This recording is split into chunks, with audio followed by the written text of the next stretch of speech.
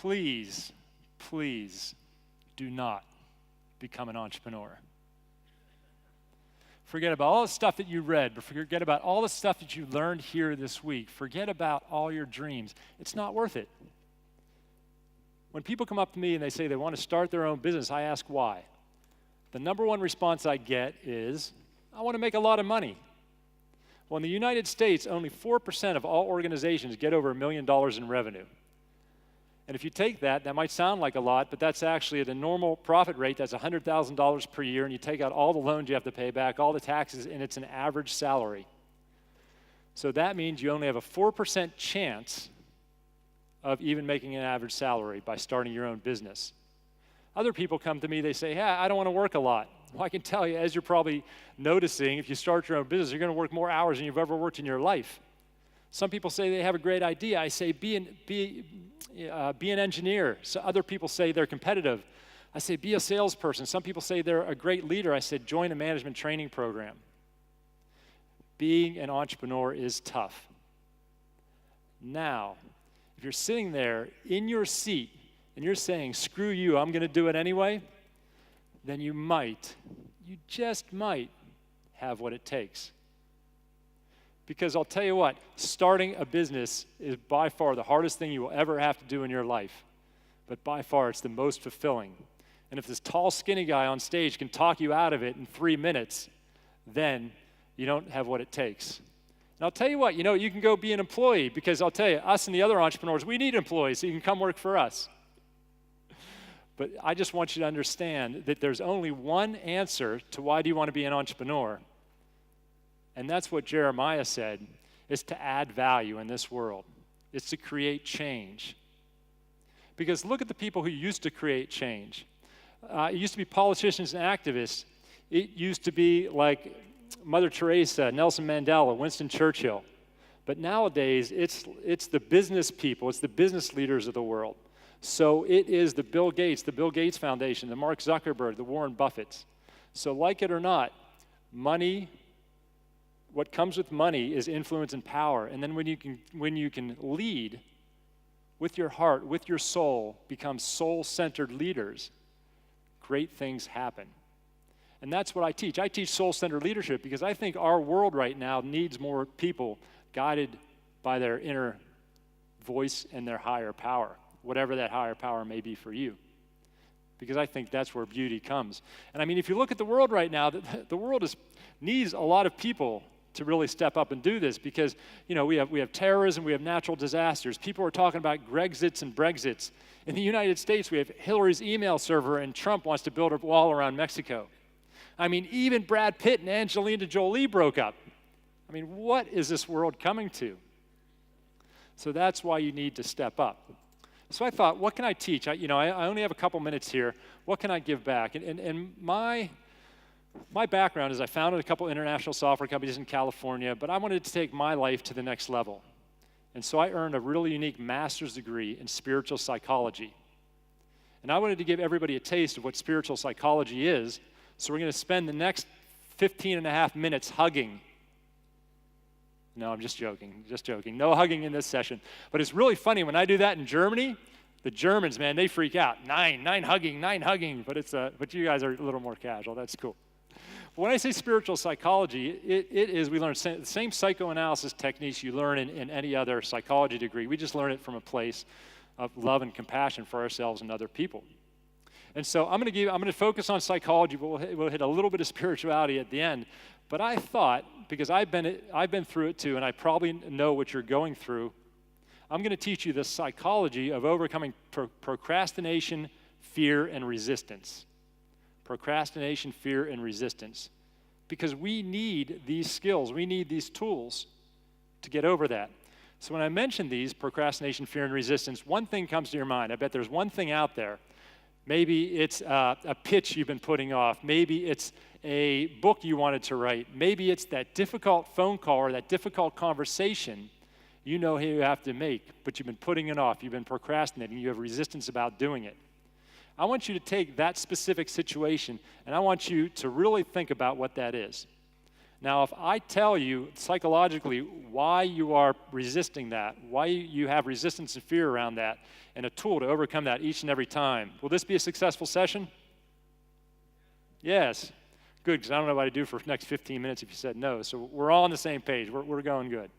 So I want you to take that one specific situation, and for right now, I just wanted to put it in the back of your head, because we'll come back to it later, but I want you to have one thing to work on when we get to that part.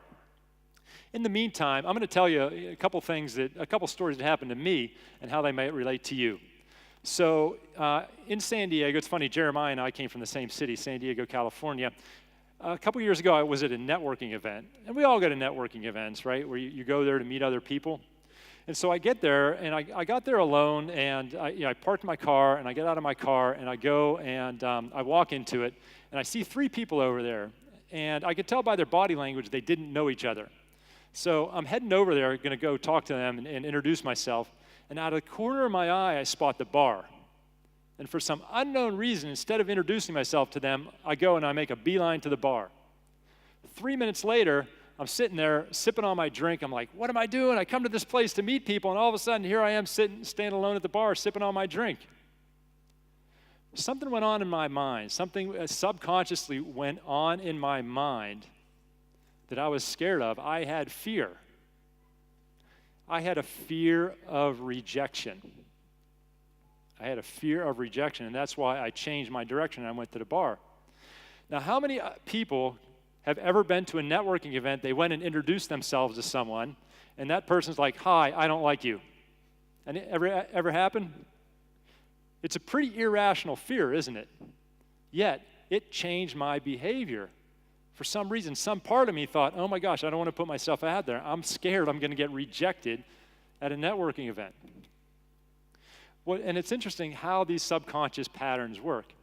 Now, I met a guy one time, and what happens is he travels a lot for a university. And as we all know, when you travel and you stay over, anybody here travel a lot?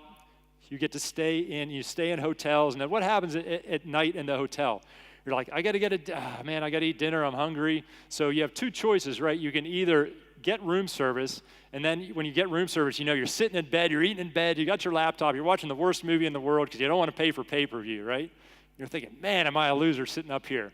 So the next night, you're like, you know what? I'm going to go down to the hotel bar or the hotel restaurant. You're sitting in the hotel restaurant all by yourself. You have your tablet computer, and you're like, man, I feel like a loser sitting here all alone, right?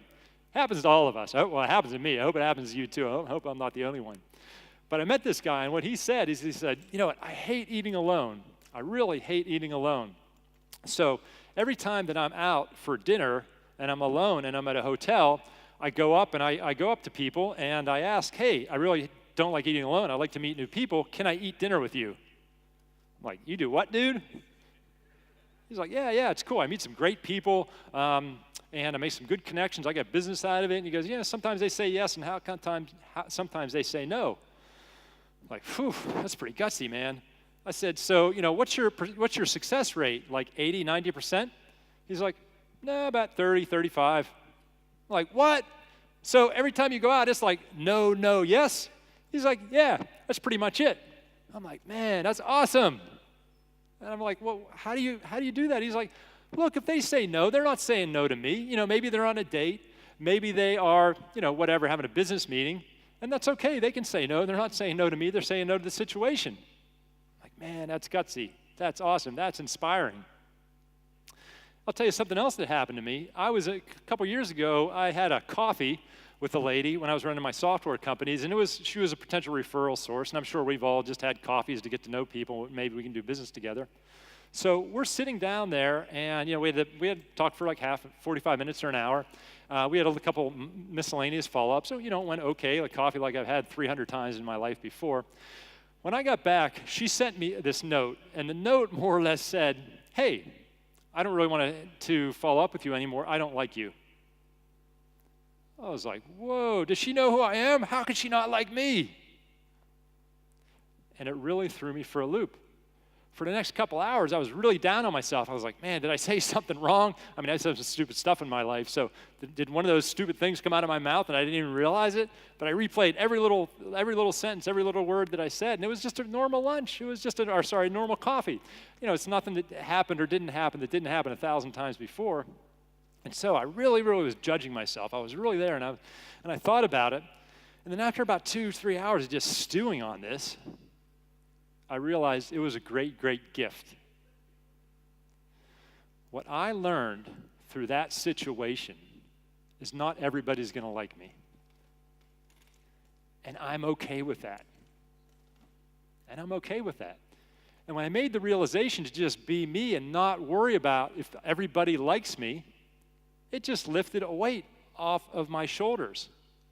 Because how many times have you said, or even better yet, not said something because you wanted to make sure somebody liked you, that you didn't want to piss anybody off, that you wanted to, in a way, play small?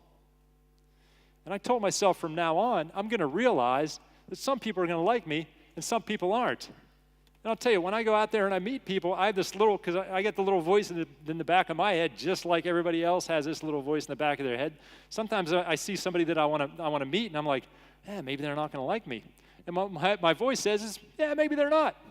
That's cool, because I want to meet a lot of people, and you know what? Some are cool with me and some are not. You know, I got a news flash for you. I meet some people I don't like, and that's okay. And now when I meet people and I get that vibe, I just go talk to somebody else. That's cool. I don't sit there and try to make them like me. I just give them their space. But the funny thing is often when we meet somebody and we're getting that vibe, they're more scared than us. They're more nervous than us. We're just better at hiding it, I think, sometimes. So all these things go on in our head, and we got to figure out what they are and what they mean. So back to the psychology of procrastination, resistance, and fear. And I gave you an example that happened in my life, and maybe you can relate to that. But if we talk psychologically, if we look at the psychological reasons, when we're 3, 4, 5, 6 years old, there's only one thing that really matters to us in our lives. And people have kids, they know this. When I'm that age, when I'm in that very developmental age, the only thing I really care about is the love and adoration of my caregivers, which is normally my parents, my mom and dad. You know, I'm 4 years old. I don't care what food I'm eating. I don't care what toys I have. I just want hugs from my mom and dad. And that's basic human behavior. So let's say I was in a race, and so my dad was watching me at a race, and I'm 5 years old, and my dad, he wanted the best for me, but he was really, really tough on me, right? I'll toughen Michael up. Let's go when I'm 5 years old. So I'm in a race with 100 other kids. And they say go. And so 100 other kids, I run as fast as I can at this little 5-year-old. I come in third out of 100. Now my dad, who remember, he's really tough on me, what does he say to me? Does he give me a good job? No, he doesn't. Michael, you got to run faster. Your heart's not in it. You're not pumping your arms hard enough. What's wrong with you, kid? Get back out there and win. All right, Dad, I got it. Next race, I got it. So next race comes, 100 other kids. They say go. I pump my arms as hard as I can. I put my heart into it. And I come in second. Second out of 100 is pretty good. What does my dad say? First loser. Right? God, Dad, I'm trying so hard. But knowing that the only thing in my life that matters is the love and adoration of my father, what connection do I make as a little kid? I make the connection that love equals winning. That the only way to get that love that I crave is by coming in first, is by being perfect. Let's look at another example. Say I get an A+ on my test, and I come in, I'm 6 years old, and I go, hey, Mom, I got an A+ on my test. She goes, oh, Michael, you're perfect. I love you so much. I'm perfect. I love you so much. It's called conditional parenting. And my mom and dad, they mean the best for me. But look at these little signals that I'm getting. And there's so many ways this happens.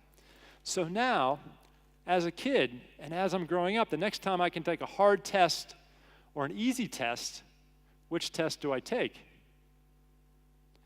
I take an easy test. The next time I can take an easy test or no test, which test do I take? I take no tests because there's no chance of not being perfect and no chance of losing that perceived love and affection.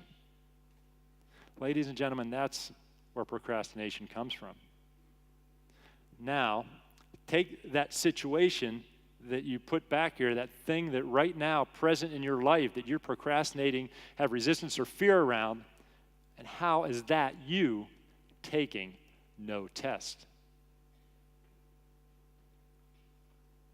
How is that you not putting yourself out there? How is that you playing it safe? How is that you shying away from the chance of not being perfect or not?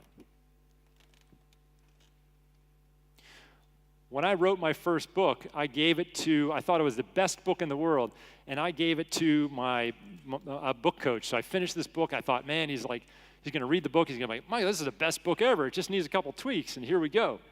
So I give it to him. A week later, he calls me, and he says, hey, Michael, I got some feedback for you on your book. You ready? I'm like, yeah, cool, bring it on. He said, all right, do you want the raw feedback, or do you want the feedback packaged up in a really nice way? I'm like, well, I don't know. I don't like the way this conversation is going, so give it to me packed up in a really nice way. He's like, your book's not very good. I'm like, what were you going to say if I asked for the raw feedback? And he said, he told me all the reasons it wasn't, and I started to get down on myself. He's like, Michael, people write for years and years and years before they write their first book. Writing a book is hard. Writing a book is really, really hard. And he said, so stop trying to be perfect on your first go-round. And that's what I realized. I mean, if you want to talk about how do you overcome this procrastination, resistance, and fear, I mean, we talked a little bit about lean before, and you've heard some of those things. What you do is when you start something new, you call it an experiment. You stop taking the pressure, you take the pressure off yourself to be perfect. When you talk about innovation, when you talk about creativity, people that innovate, people that take risks, and I'm a risk taker, we don't always get things perfect because we're out there leading the pack. And then what you do is when you want to go about something new, you call it an experiment, because what's the only way to fail in an experiment? To not conduct it. An experiment is there to learn. So the next time you have to do something, the next time you have a pitch, the next time you take a product out, the next time you even have to make a call to a prospect, say, you know what, this is an experiment. I'm going to give it a whirl, and I'm going to see what I can learn about it. Because that will shift your thinking, and that takes the pressure off being perfect. There's a guy named Joseph Campbell.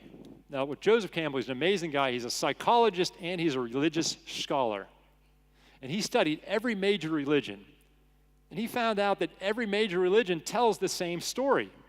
How crazy is that? All these different religions, they're telling the same story. He calls it the hero's journey.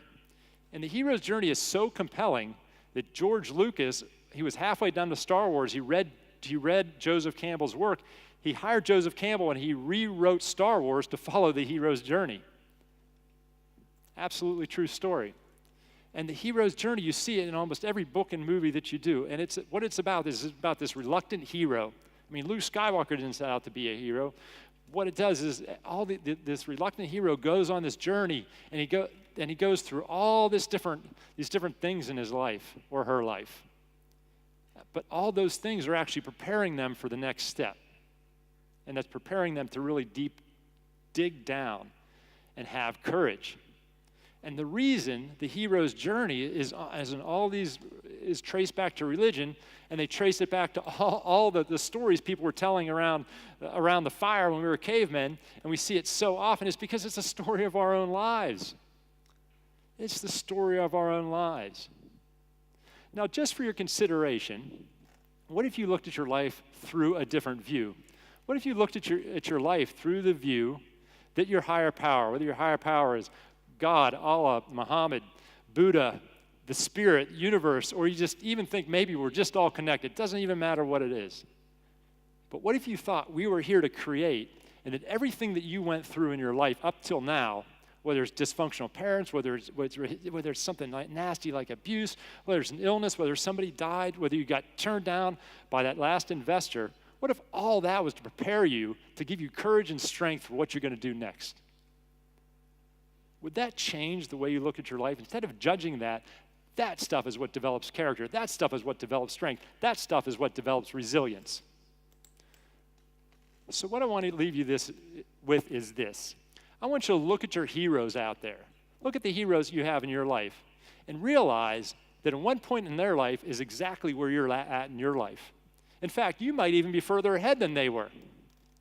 Then I want you to look at your life and say, you know what? The universe has been preparing me pretty well for what I'm going to do next. And then I really want you to go out there and start changing the world, because the world needs it to become a soul-centered leader. And I want everybody out there to bring out the hero within you. Thank you.